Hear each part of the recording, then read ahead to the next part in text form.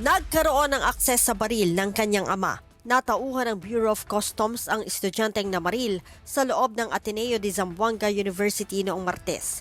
Base sa investigasyon ng pulisya, nasa loob lamang ng sasakyan ang 2 baril ng tatay. Nakuha ito ng kanyang anak nang ihatid siya ng driver sa eskwelahan gamit ang nasabing sasakyan.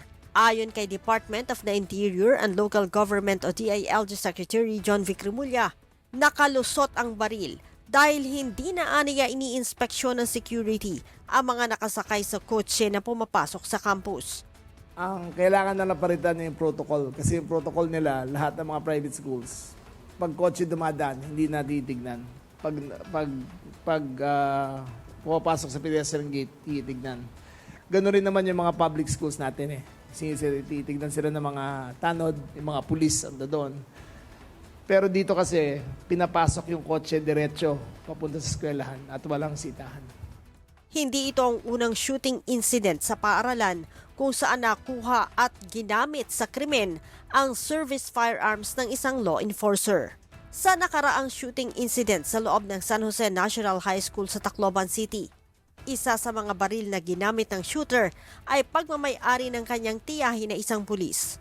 Kaugnay nito, humihiling si DILG Secretary Remulla sa Kongreso ng mas mabigat na parusa laban sa mga gun owner na nagpapabaya sa safekeeping ng kanilang mga baril. The law has to be stronger. Lahat ng mga uniform personnel, meron niyang rules na kailangan nilang sundin. Number 1 nga dyan yung safekeeping, lalo na kung inuuwi.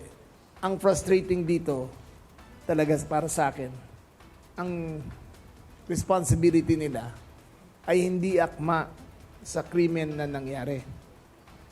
Dapat dyan, equally responsible ang gun owner.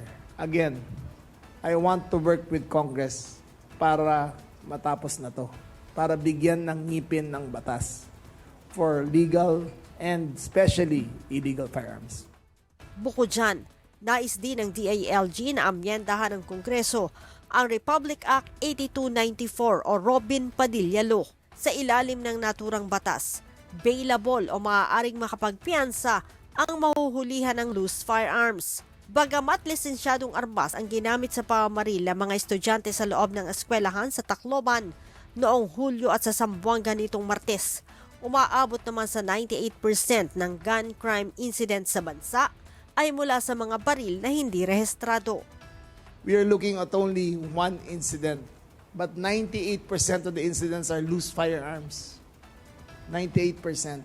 Ang hinihingi ko sa Congress ay i-repeal na ang Robin Padilla Law at gawin ulit non-bailable ang loose firearms. Handaan niyang DILG na makipagtulungan sa Kongreso para lamang maamyendahan ang batas. Leia Ilagan, UNTV, News and Rescue. Diyos ang aming sandigan, serbisyo publiko ang aming pinahahalagahan.